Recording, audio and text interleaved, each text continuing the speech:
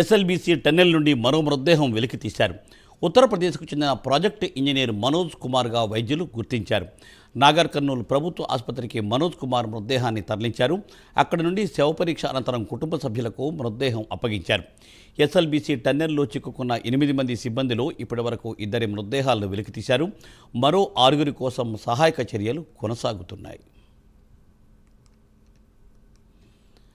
Right, దీనిపై మరింత సమాచారాన్ని మా ప్రతినిధి హరిశంకర్ అందిస్తారు. హరిశంకర్.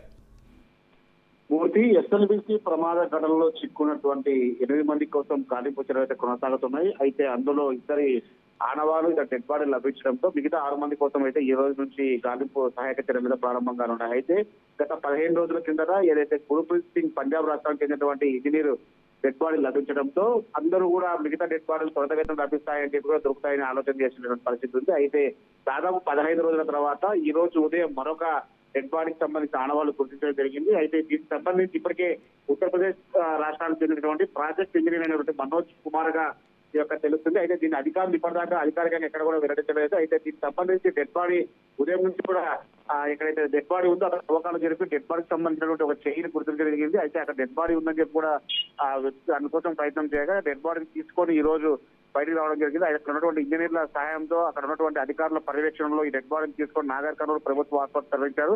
అక్కడ పోస్ట్ మార్టం నిర్వహించేందుకు కూడా ఏర్పాట్లు అయితే కొనసాగుతున్న పరిస్థితి ఉంది. మరోవైపు మిగతా 6 మంది కోసం గాలింపు చర్యలు అయితే కొనసాగుతూనే ఉన్నాయి. అయితే నిన్న ముఖ్యమంత్రి రేవంత్ రెడ్డి ఈ ఎస్ఎల్బీసీ ప్రమాద ఘటనపై దాదాపు అధికారులు సమీక్ష సమావేశం నిర్వహించారు. అయితే దాదాపు ఈ యొక్క ప్రమాదం జరిగి 1 రోజులు పూర్తవుతున్న నేపథ్యంలో మొదటి రోజు నుంచి కూడా ఈ రోజు వరకు ఎటువంటి రెస్క్యూ ఆపరేషన్ జరిగింది, ప్రమాదానికి సంబంధించినటువంటి ఘటన ఏ విధంగా జరిగింది అనే అంశంపై కూడా అధికారులు ముఖ్యమంత్రి రేవంత్ రెడ్డి వివరించడం జరిగింది. అయితే ఈ 6 మృతదేహాల కోసం ఎప్పటికప్పుడు మృతదేహాల రెస్క్యూ ఆపరేషన్ కొనసాగాలని చెప్పి కూడా అధికారులకు ఆదేశాలు జారీ చేసిన నేపథ్యంలోనే ఎన్డీఆర్ఎఫ్ మరియు సింగరేణి కార్మికులు ఎన్డీఆర్ఎఫ్ బృందాలు కూడా పెద్ద ఎత్తున కూడా గాలింపు చర్యల్లో సహాయక చర్యల్లో పాల్గొంటున్న పరిస్థితి. అదే మిగతా 6 మంది కోసం ఆర్టిస్ట్ కోసం అయితే ఈరోజు మరికొద్ది సేపట్లో 3వ ఏదైతే షిఫ్ట్ లో ఇక్కడ ఉన్న రెస్క్యూ సిబ్బంది వేళకు ముందు వెళ్లే అవకాశం అయితే ఉంది. దీనికి సంబంధించి అధికారులు సమీక్షా సమావేశం నిర్వహిస్తున్నారు. అధికారికంగా ప్రకటన కోసం అక్కడ ఉన్నటువంటి కుటుంబ సభ్యులు అయితే వెయిట్ చేస్తున్న పరిస్థితి. అదే గతంలో గురుప్రీత్ సింగ్ సంబంధించిన డెడ్ బాడీ లభించడంతో ఆయన అంత్యక్రియలు డెడ్ బాడీకి సంబంధించి పోస్ట్ మార్టం పూర్తయిన తర్వాత తెలంగాణ రాష్ట్ర ప్రభుత్వం తర్వాత